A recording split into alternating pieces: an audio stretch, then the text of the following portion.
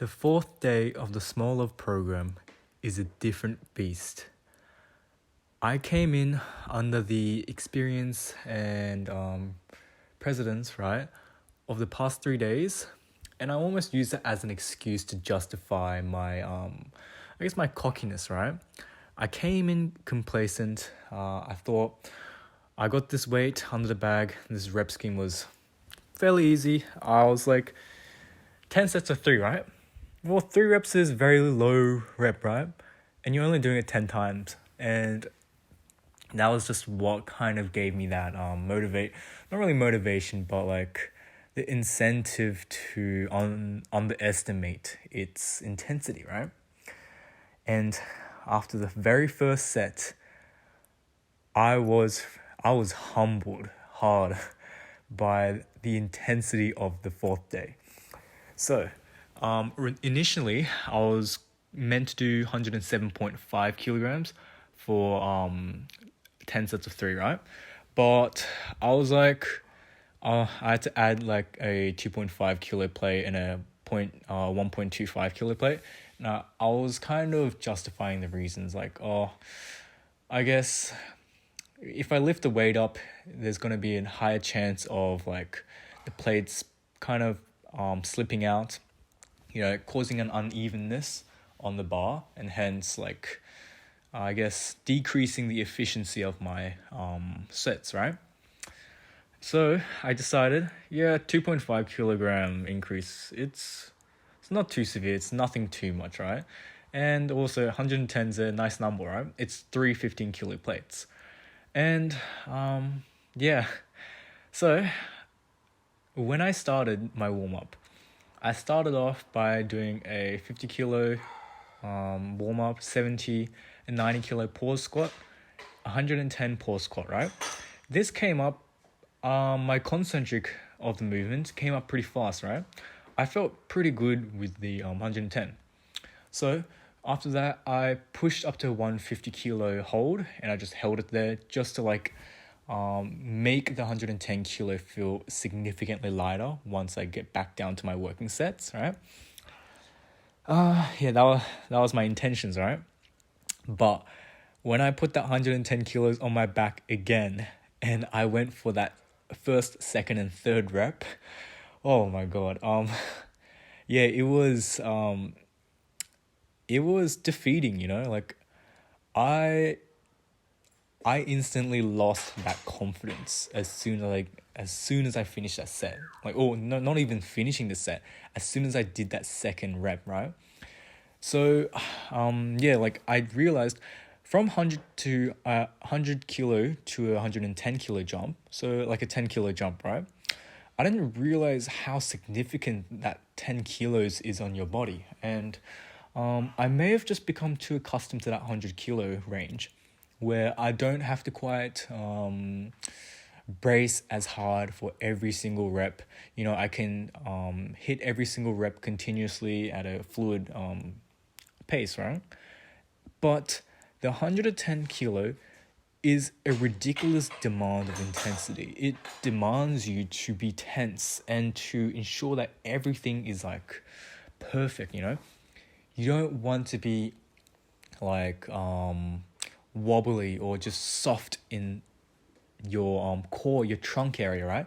That's the most important part in order to ensure stability throughout the eccentric and concentric of the squat, right?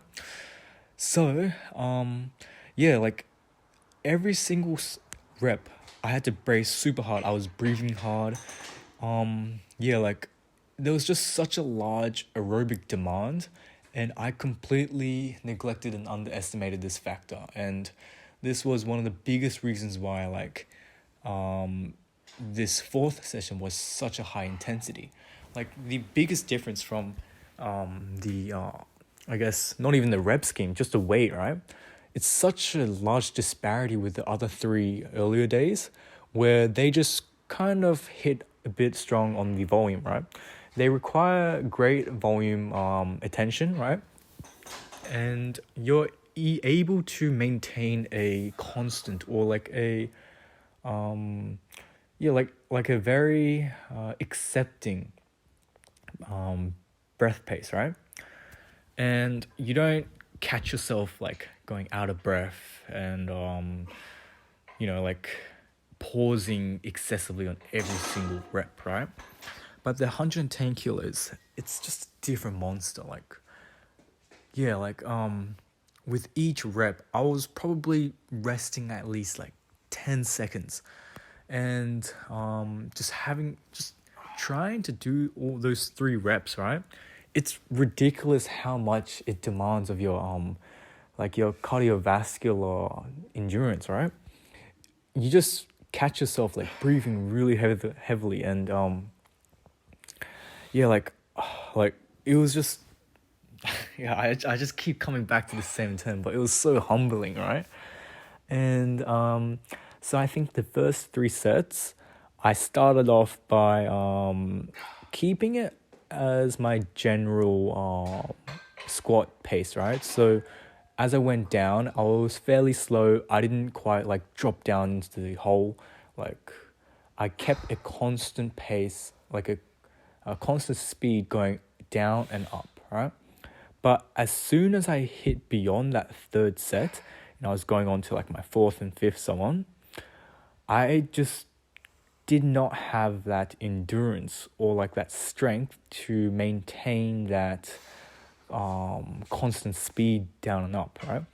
As soon as I got down below parallel, so into the hole of the ATG, I was like, my first instinct was, I need to get out of here. Like, I need to just squat right up. Like, there was no wastage of time. I was not being conservative with my time, nor was I being, like, just the main thing in my time, like my brain was, I need to rapidly get out of this hole. And it may not look like it as much, but it's like exacerbated in my last few sets, right? And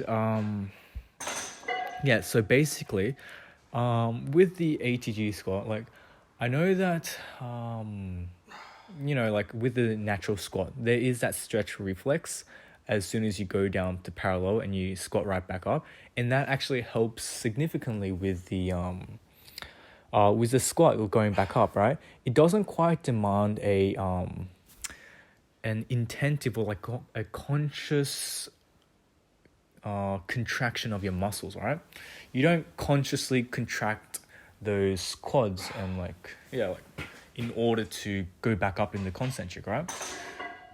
That reflex, as it's called, it's a reflex. It's what your body naturally tends to do. And going down beyond that stretch, right, your muscle is just bound to stretch right back up. And therefore, due to that reflex, that helps significantly with the momentum and just the less demand on the conscious contraction of your quads, right? So therefore, that was just like my biggest concern with the ATG squat, because that is very prominent and it's very emphasized when you go below parallel. And I know people like Clarence Kennedy, right? He kind of bounces from the bottom and goes back up, right? I've always had a problem with that, mainly because it's just seems a bit unaesthetic. I want to keep that constant speed all throughout, just so that people can't catch me on and say like, oh, you're using this reflex and this is compensating for your strength, right? I wanted to be able to say clearly, like, I can handle this weight. This weight does not handle me, right? This weight does not make me lose control of my squat pace, right? And eventually with my later on my last few sets, right, like from past 5 sets, I was like, no, I cannot keep this like constant tension all throughout. I can't be maximizing the pause, or I guess like the static hold at the bottom. Like, I need to minimize as much time as possible having that weight in that squat position, right? So you can kind of see how like I kind of just bounce. As soon as I hit below parallel, I kind of bounce, and then my calves reach my hamstrings, and then I just squat right back up, right? This actually helped a lot for me to hit every single one of my sets, right? And yeah, it was just something of a, I guess, something I wanted to point out. And yeah, because I think that kind of balance is somewhat acceptable, right? Just as long as it doesn't bounce a lot, yeah? And yeah, there's also the concern of safety when you bounce, because when you bounce on and use that stretch reflex, it kind of suggests a lack of control with the weight, right? And a lack of control means a increases the unpredictable nature of holding that weight, right? And having an experience of like feeling as if squatting is unpredictable is very dangerous, because you want to ensure that you're completely capable. You know every single thing that's going to occur in that squat, right? You know that once you go into that hole, you understand that movement, you're going to stick right back up. You've got the balance, you've got the control, you've got the stability, right? And it's just a fear that, like, I understand that a lot of people use that reflex, and over time they get accustomed to that reflex, and therefore they're able to better condition themselves with balance, stability, and they don't quite require that pause in order to maintain that balance, and therefore they're less prone to injuries. But in my case, I'm very inexperienced in this movement, right? So therefore I'm still working on ensuring that I can do so in the most safe manner possible, right? So talking about that, I did start feeling a lot of strain on my lower back.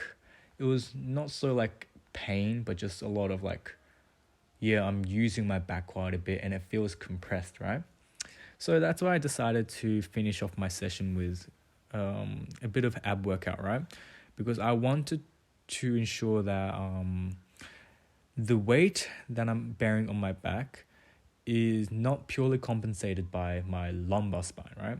I want to ensure that my core and my anterior surface is also benefiting and balancing out with my posterior chain, right?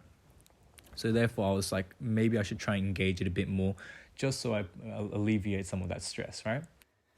So another thing I wanted to note was, yeah, when I had that 110 on my back, I was probably holding it on my back for about 45 seconds just to do those 3 reps, right? And yeah, the thing about that was, I did not expect to feel so fatigued having that weight on my back. And yeah, like, I was very surprised that I was feeling a lot of pressure on my shoulders, you know, like I felt like there was a really heavy weight on my back just for the prolonged weight on my back, you know. And yeah, I was just a bit surprised that I was able to notice it a lot on my shoulders. But anyway, that was my experience with the 4th day, and I'll see you guys next time.